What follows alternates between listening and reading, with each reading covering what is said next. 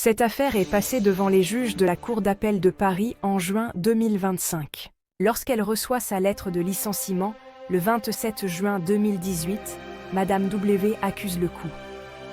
Son employeur, un constructeur de maisons individuelles, lui reproche une insuffisance de résultats, une prospection insuffisante et une mauvaise utilisation des outils commerciaux.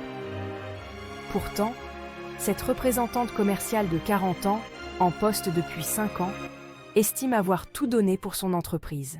Le 19 juin 2019, elle saisit le conseil de prud'homme d'Évry-Courcouronnes pour contester la décision. Le conseil lui donne raison, mais la société fait appel. L'affaire est alors portée devant la Cour d'appel de Paris. Basée dans l'Essonne, Madame W couvrait initialement son département pour vendre les modèles du groupe. Investie, elle explique au conseil avoir toujours eu une activité soutenue et des résultats au-dessus de la moyenne des ventes d'un commercial. À partir de décembre 2016, son secteur est brutalement élargi à 7 départements d'Île-de-France et du Centre, 78, 91, 77, 84, 92, 45 et 28. Une zone excessivement étendue au regard de la population et de la superficie, relève la Cour d'appel. Le 4 juin 2025, cette même Cour tranche en faveur de la salariée, estimant qu'elle n'a pas démérité.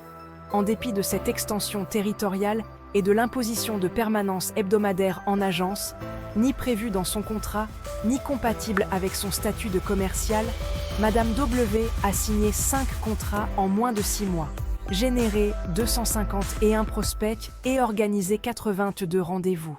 Quant à ses prétendues lacunes dans la maîtrise des logiciels commerciaux, la salariée affirme n'avoir reçu aucune formation, celle-ci ayant été planifiée pendant son préavis, c'est-à-dire après la décision de l'entreprise de la licencier. On ne peut pas reprocher à une salariée de ne pas utiliser correctement des outils qu'elle n'a jamais été formée à maîtriser, souligne Me Henri Guyot, avocat en droit du travail et observateur indépendant de l'affaire. Une simple insuffisance de résultats ne suffit pas à justifier un licenciement. Et c'est exactement ce qu'a relevé la Cour dans ce dossier, poursuit Me Guyot. Dans sa décision, la Cour a également pointé du doigt plusieurs contrats retardés ou annulés en raison de validation tardive, voire absente, de la direction. Autrement dit, les contre-performances reprochées à Madame W ne résultèrent pas d'un manque de compétences, mais de conditions de travail inadaptées et d'un encadrement défaillant.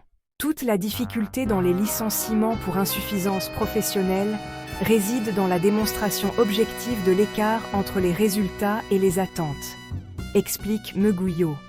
Et, surtout, dans la preuve que l'entreprise a réellement fourni les moyens nécessaires pour que le salarié puisse réussir. En l'occurrence, la Cour a estimé que ce n'était pas le cas. L'employeur a donc été condamné à verser à Madame W une indemnité de 18 000 €, soit l'équivalent de 5,5 mois de salaire, presque le maximum prévu par le barème Macron, qui encadre le montant des indemnités pour licenciement sans cause réelle et sérieuse pour une salariée de son ancienneté. À cela s'ajoutent 2 500 € au titre des frais de justice, portant le total à environ 20 500 €.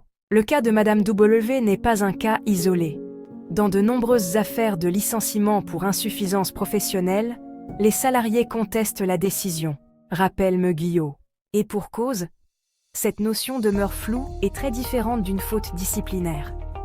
Une insuffisance n'est pas une infraction, insiste-t-il. C'est une appréciation de la performance. Si les objectifs sont irréalistes ou si le salarié n'est pas correctement accompagné, la justice peut juger le licenciement injustifié. Que pensez-vous de l'histoire de Madame W? Nous attendons vos commentaires. Merci de vous abonner, d'aimer et de partager massivement, car votre soutien est essentiel pour davantage créer des vidéos avec des histoires vraies, émouvantes, merveilleuses et captivantes.